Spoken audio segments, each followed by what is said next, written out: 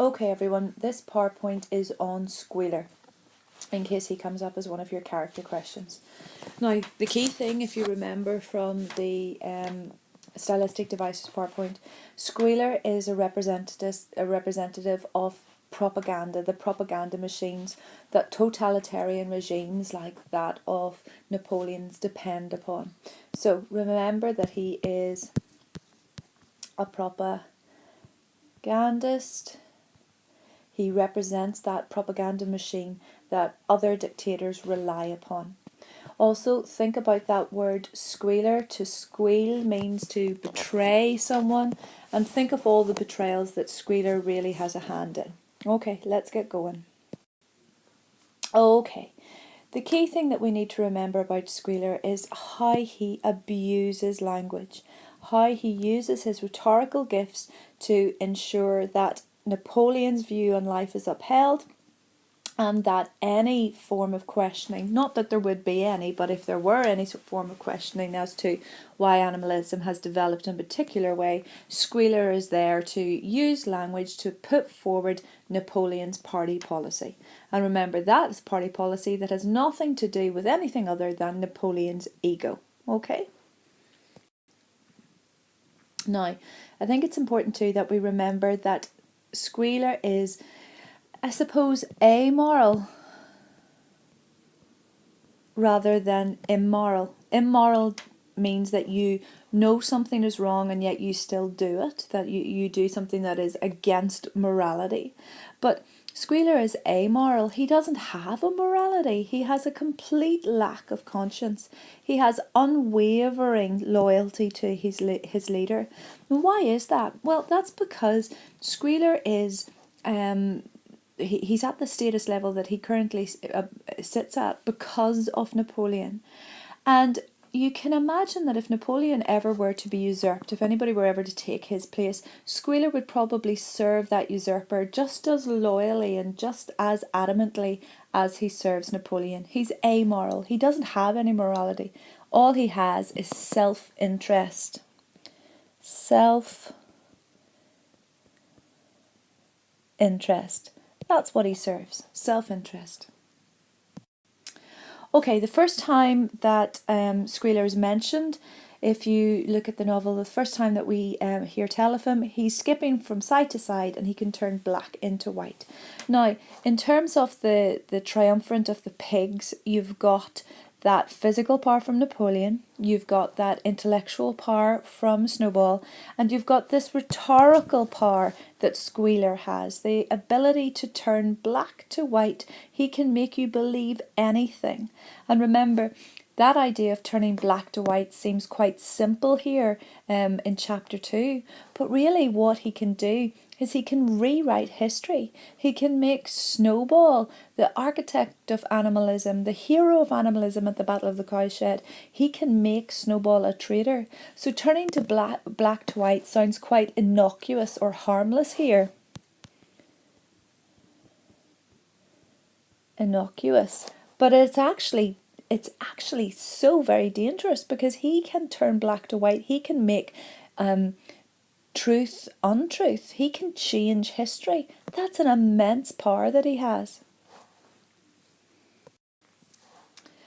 Okay, now, why does Squealer have such power? Well, because of this. The animals had great difficulty in thinking anything for themselves. They accepted the pigs as leaders. So Squealer already has, I suppose, the path laid out for him, because the animals will, verb choice again, absorb. Like a sponge, they will absorb whatever they are told. So Squealer, with his uncanny ability to turn black to white, has got a complete and utter absorbent audience who will take on everything that he says and believe it. He's playing to a packed house of people who are willing, or animals, who are willing to believe whatever he has to say. Because, again, that word I pointed out before, no discernment, no ability to understand, to say this is right and that is wrong. Okay, now in relation to the narrative voice, if we just look at this piece of propaganda, which we've talked about before, if we think about it in terms of language, the damning diction here, you've got the worthless parasitical human beings. Now again, that just sounds as if it's the rhetoric of Squealer, straight out of his mouth. What we have here is an agenda that's being served. Remember, it's an agenda that started with Old Major in chapter 1 when the only enemy was man. And here that agenda is being served by Squealer and by all the pigs who make the enemy, pinpoint the enemy as human beings. Okay, now, Squealer the Propagandist. If you look here, he uses quite a few techniques. First of all, he uses this quasi-factual tone, which is the same tone that Old Major used in chapter 1. If you go back to look at the stylistic devices PowerPoint, Orwell actually foretells all of the, quite a few of the events in chapter 1. What we have with Old Major in terms of linguistic capabilities and techniques, they're the same sort of things that Squealer uses here in chapter 2 and all the way through the book. So let's look at what he says. You do not imagine, I hope, that we pigs are doing this in a spirit of selfishness and privilege. Again, what he wants to do is, in order to look after the pig's self-interests, he puts the error or the fault or the guilt upon the listeners. He says, oh, you don't want to hurt us. Surely you wouldn't want to do that. And it's an emotional way to manipulate them. But remember, Squealer is amoral. He'll manipulate them in whatever way he can, whatever way he finds effective. Okay, a couple of things that he does. He uses assertion. Old Major did that when he was asserting that man was the only creature who consumed without producing. We pigs are brain workers. That idea that he sees himself as a brain worker. And he is, because he's actually working on other animals' brains. He's manipulating the brains of the other animals. Hypophoria there as well, and pinpointing the enemy. Again, the idea that he'll use a number of techniques in order to be successful as a manipulator. And that idea of pinpointing Jones as the enemy, as the novel progresses, that pinpointing of the enemy becomes less about Jones and more about Snowball, those ad hominem or personal attacks on Snowball and personal attacks on Jones. And also too, what he does is he uses this selective omission.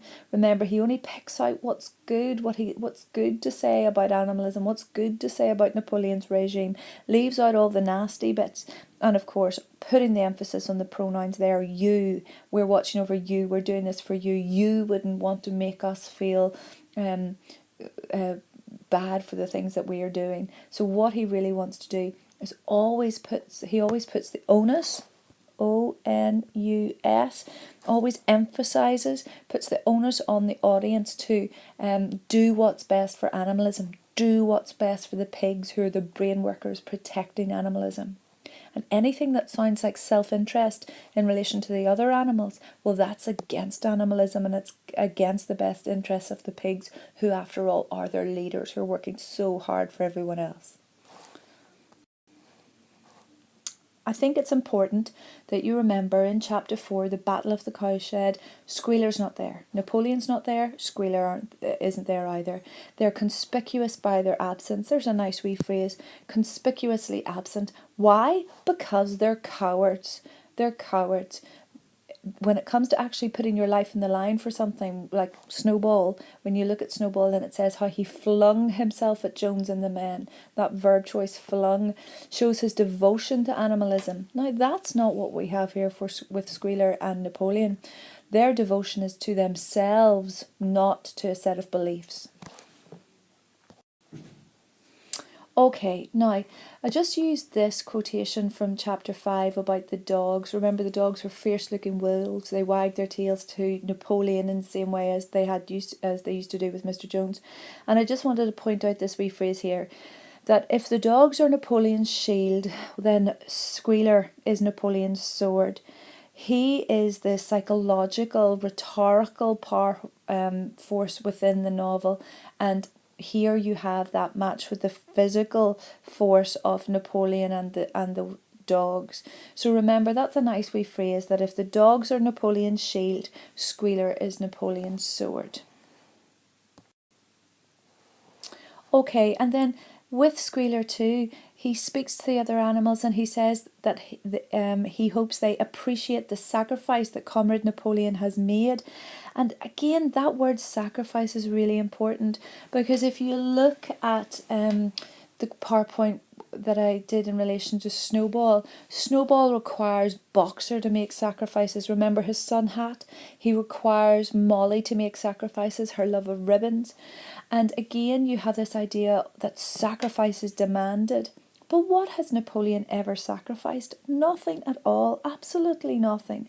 And again, here you have Squealer and his ability to turn black into white, to make it seem as if Napoleon is sacrificing great things for animalism, when he's not doing anything like that at all. All he's doing is pandering to his own ego. Pandering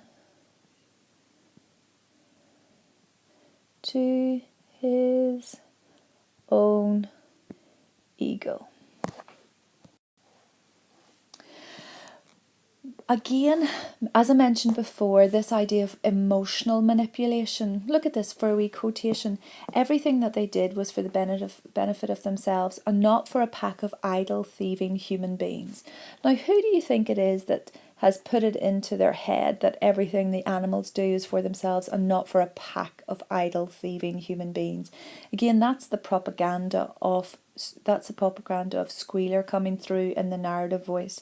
And what is important there is just how easily absorbed or assimilated that thinking is by the other animals. The animals are like sponges, and what they do is they absorb. Remember that verb choice from earlier on? They absorb the teachings of Squealer and of Napoleon. The propaganda here is pinpointing the enemy. Man is the enemy here. And as we go through, man will be superseded by Snowball as the enemy. Okay, not quite sure what I did there anyway, but hopefully this is okay now. So Squealer then, look at this for a quotation. Squealer made a round of the farm. Are you certain that this is not something that you've dreamed of, comrades? Now, here there's a lovely wee bit of irony, okay, in the diction. Because all of those dreams of equality and autonomy and liberty, do you remember Snowball says to Molly, is liberty not worth more than ribbons? All those glittering generalities, I suppose, that they were offered earlier on, all of those seem lost now at the end of chapter 5, when Napoleon has taken those steps towards tyranny. He has driven out Snowball, and it's very clear that he's in control with his sword of Squealer and his shield of the dogs. So just at the point when all dreams of a better life are starting to fade, Squealer uses that word choice, dreamed. Also too, I like the idea of Squealer just making a tour of the farm, making a round of the farm. And of course, he knows that he has to be there and present to hear anything that might be seditious, or to hear anything that might sound like dissent.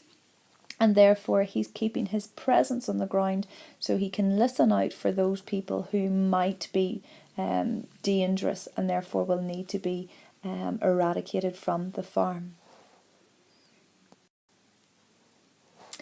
Again, just in relation to that, Squealer, who happened to be passing, well, there's a lovely bit of dramatic irony. You know that he wasn't happening, he just didn't happen to be passing. Of course, he was there to listen out for anything that might sound dangerous.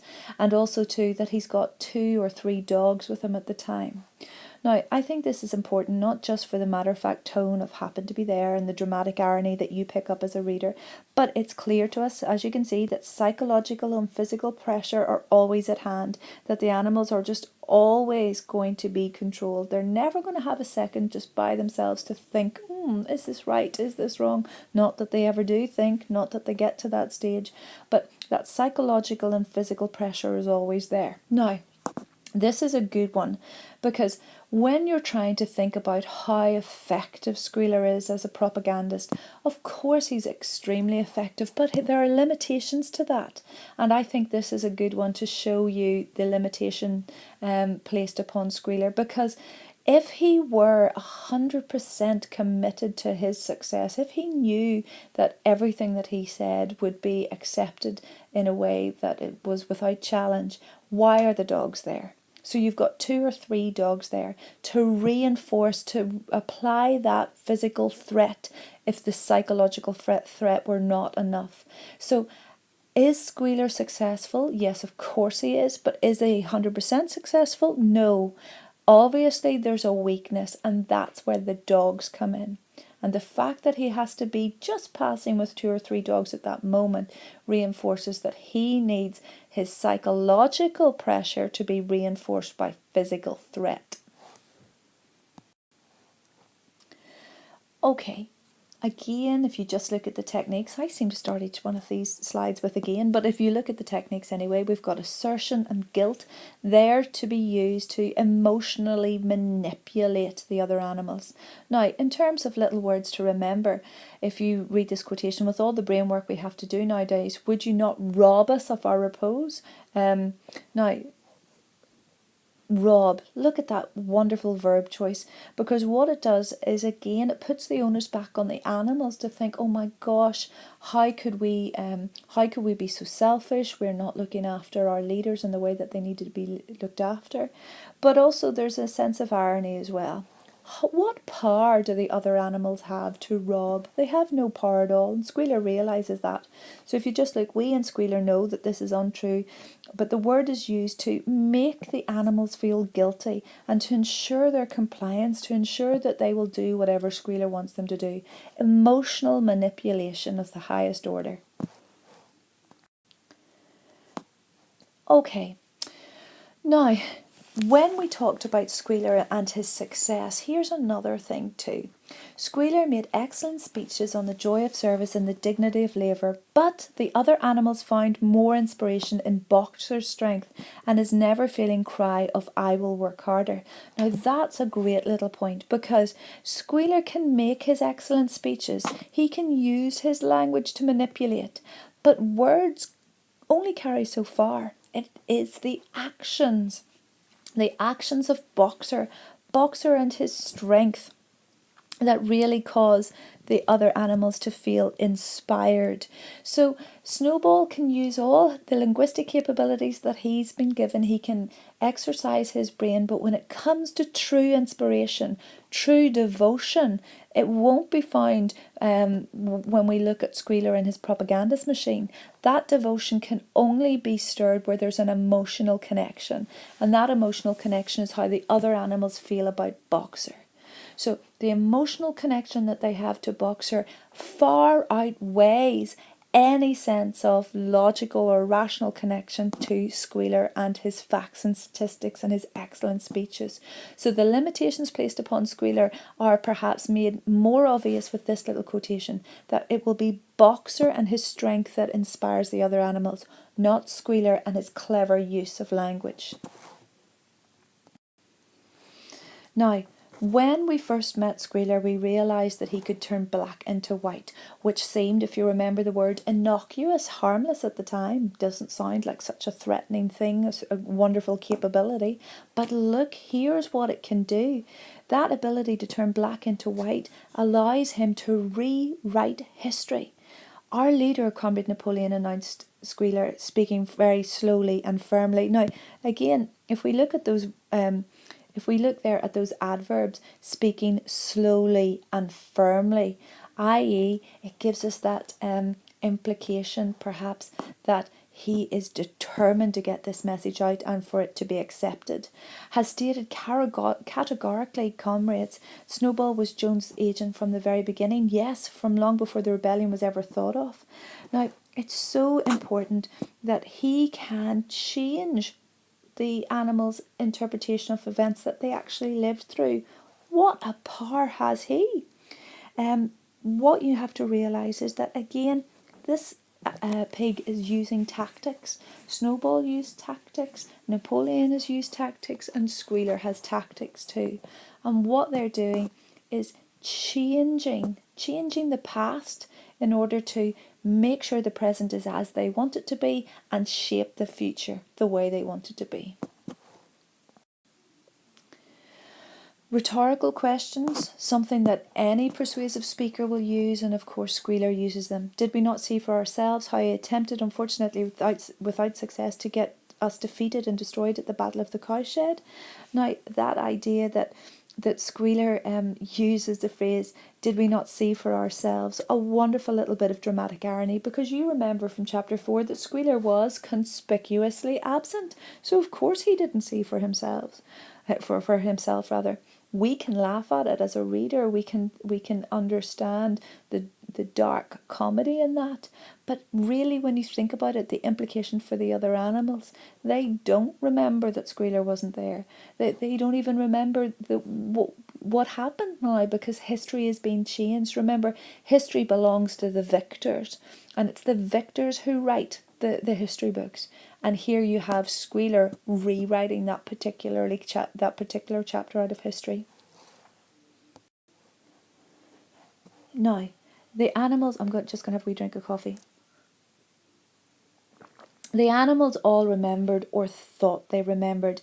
Now again, that's a lovely wee phrase that you can use anytime. The animals all remembered, or thought they remembered. It shows the degree of reliance they place on Squealer. That their memories can be contaminated by whatever Squealer tells them is the truth. So the reliance that the other animals have on the pigs is staggering, it's shocking, and it's scary. But it explains how far from the dream of equality Animal Farm or how far from the dream of equality Animal Farm moves away from. It just completely and utterly changes direction. And that's because the animals put reliance on Squealer and Napoleon for everything, for their interpretation of the truth, for the validity of their own memories. Again, you've got that use of rhetorical question. Do you not remember how, just at the moment when Jones and his men got inside the yard, so well Studley turned and fled, and many animals followed him? Oh, complete, absolute revision of history. But the fact is, Squealer is being really clever. He's using his tactics here, because the cleverness of it lies in the fact that he's basing it on a tiny kernel of the truth. Snowball did turn and flee. Now, you know what that was for. That was exactly his intention, that he put his ego aside, made it seem as if he was losing, made it seem as if he was being coward, when in fact it was part of his strategy. And that's the clever thing that Squealer does here. He warps reality. Nice little phrase. He warps reality. It's embedded in a tiny little kernel of truth, which I'm sure all the animals remember. What he does is he just gives a completely different perspective on that. And that's what the animals fall for. The fourth commandment is that no animal shall sleep in a bed, but with the codicil with sheets. Again, the idea that there's always a little kernel of truth. The commandment stays, but there's an addition, a new perspective put on it. Just like this is a memory that the animals can hold in their mind. Oh yes, Snowball did turn, but they put that new perspective on it. Aha, it was because he was in league with Jones. Now, when we talked about the success of Squealer, we've mentioned a couple of things that would limit his success. For example, the fact that he has to be passing with 2 or 3 dogs. The fact that he cannot inspire the same sort of devotion, the same sort of inspiration as Boxer can. And also this one too, that again you've got foreshadowing, it's hinting at what's to come. Whenever Squealer completely revisits the Battle of the Cowshed and tells Boxer that Snowball was in league with Jones from the start, and Boxer thinks very hard and says that he doesn't believe that, and then Squealer reinforces that, well, Napoleon believes it, so it must be true, and Boxer changes his mind. The key point here is Squealer, it says, but it was noticed he cast a very ugly look at Boxer with his little twinkling eyes. Now, we understand how very dangerous that ugly look will be, but also what it does is it reinforces there are limits, that even if Boxer has said, yes, okay, Napoleon has told me, so he must be right, Napoleon is always right, Squealer knows that he hasn't quite hasn't quite got the commitment from everybody that he wants. He knows that there's some level of perhaps confusion, some level of doubt, and that will not be allowed to be maintained. Therefore, Boxer is now an enemy, and he will have to be you will have to get rid of him. So Squealer is not 100% effective here. He knows that because he gives that very ugly look. He knows I haven't got him 100% on side, or else he says, okay, I've got him on side now. How long will that last? There's a nice little irony with the word twinkling, which suggests something very positive, and then what is behind that look. And we know that what is behind that look is the look of death. Boxer's the next one to get it.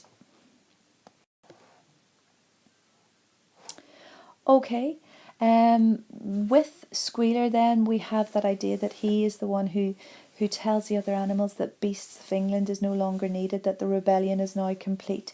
And remember that Beast of England is replaced by Minimus and his poem about a friend to the fatherless, or that sort of hyperbolic poem in relation to how wonderful Napoleon is. And also too, if we're thinking about Squealer and how effective he is, well, if Squealer were so effective, why would you need Minimus perhaps? But Minimus and Squealer seem to work hand in hand. They're both different elements of propaganda that Napoleon surrounds himself with. Okay, now, after the Battle of the Windmill, Squealer says, thanks to the leadership of Comrade Napoleon, we've won every inch of it back. And this is something that causes Boxer quite a lot of problems, because he remembers, well, what sort of victory is it when we've just won back what we already had? And again, it's that idea that Squealer's account has to be accepted by everyone for Squealer to be effective. And remember, he says, thanks to the leadership of Comrade Napoleon. Now, how did Comrade Napoleon lead? Well, he directed oppositions from the rear. So at least it's one step beyond what he did in the Battle of the Cowshed when he wasn't even there. And again, the importance in relation to semantics and the meaning of words. He uses the word won. We've won every inch of it back. But even Boxer, the stupidest of all animals, can see, well, how is that really a victory? How can that be a victory? And again, that goes back to the term that we used, Pyrrhic victory. A victory where, it is as damaging to win as it would be to lose. With this, you have the propagandist machine, and then juxtaposed to that, you've got the voice of the common man and the tragedy of the common man, which after all, allegorically, Boxer is meant to represent. Boxer has sacrificed everything. He's hurt, he's wounded, he has sacrificed everything for a cause that doesn't seem to be something that he can understand in his mind. He's gained nothing, so how can that be a victory? But for Squealer, he represents those in power. He represents those who offer glittering generalities like victory. Oh, this is a great victory. Well, what does that mean to an animal that's been shot and bruised and broken? It means very little. And so what you have here in this quotation, then we've won back what we had before, said Boxer. That is our victory, said Squealer. You've got the glittering generalities of Squealer. They mean nothing. And you've got the tragedy of Boxer, who has sacrificed everything and cannot understand Squealer's interpretation. Now again, link that to the effectiveness of Squealer. Is he effective in this case? No, he is not. He is not. Because Boxer, remember how stupid Boxer is. Remember that he very regularly avoids any sort of thinking. But here he's questioning. Here he doesn't quite understand. Here the semantics and the glittering generalities of Squealer don't make him feel better. Therefore, they are not effective in this case. Again, if we think, what's that again? Anyway, we think about Squealer and that idea of his use of language, that he speaks of a readjustment. Now, it's a reduction. We know it's a reduction. That's the dramatic irony here. But what you have is that exploitation of language where meaning is lost. Remember, it's so important for you to work out the irony. There it is there. There's a wonderful irony in the fact that as a communications officer, he never communicates. He only confuses, he only confounds. His role is not to make things clear. His role is to get things accepted. And if he does that through confusing animals, then that's perfectly fine. Now, I suppose one of the things that you could never forgive Squealer for is how he is there to use the death of Boxer as a propagandist tool. 3 days after Boxer's death, Squealer paints a vivid picture of Boxer's devotion. He reports the most affecting sight. And again, just as he did with Snowball when he was debasing Snowball and Snowball's memory, if you remember back, and they said that Snowball turned and fled, that was because he was in league with Jones at the start. What Squealer does is he bases this account of Boxer's death on a kernel of truth. You know, he uses the maxim, Napoleon is always right, which the animals associate with Boxer, which they know is Boxer's, or was Boxer's, devotional code by which he lived. He uses that to make or authenticate this particular view of Boxer's death. Now, you and I know that this is far removed from what happened to poor Boxer. The dramatic irony, perhaps, of that is something that we find quite hard to accept because we have sympathised with Boxer all the way through. And it's just that ability of the pigs of Squealer to use and manipulate Boxer's death for his own purposes, for the purpose of Napoleon. That's a sort of that's a step that we could never imagine ourselves taking. It's a step towards a particular immorality that just cannot be justified, and yet he does it. It shows you that there are no limits to which these pigs will not go to forward their own agenda. Now, I really like this because it's one of the last images you have of Squealer. Squealer was so fat that he could, with difficulty, see out of his eyes. He has difficulty seeing. He's so fat. He's fed fat on the suffering of so many animals that he cannot really open his eyes anymore. And I think that's just a really good little idea of Squealer at the end, because there's so much you could say about it. Squealer feeding fat on the wealth that the other animals have created, and Squealer who never really saw things except through the blinkered eyes of pro-Napoleon propaganda. He can barely see it all. His greed is literally and metaphorically blinding him. Now guys, look, that's a brilliant wee quotation that you can use. Now that's not a quotation from the novel, that's our quotation from class. His greed has literally and metaphorically blinded him. And that obscene, disgusting, unpleasant image of him so fat that he has difficulty seeing does nothing other than just make us dislike this weak, manipulative, parasitical individual. And finally, in order to justify his presence, Squealer has files, reports, minutes and memoranda, all of which have to be perfectly copied out and then all burnt in the furnace. And again, that idea that he's the worst kind of administrator. He just uses language and jargon to obscure the fact that he is doing nothing. Absolutely doing nothing. He is time wasting. He is creating this idea that he serves a purpose when he serves no other purpose than to feed his increasingly fat self and to feed the increasingly fat ego of Napoleon.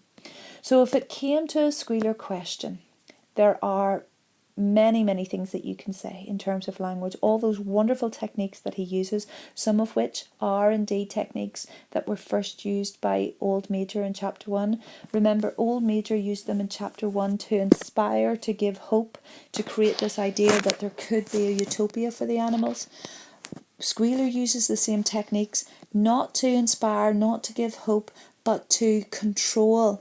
Remember, where do the pigs set up their headquarters? In the harness room. How is that symbolic?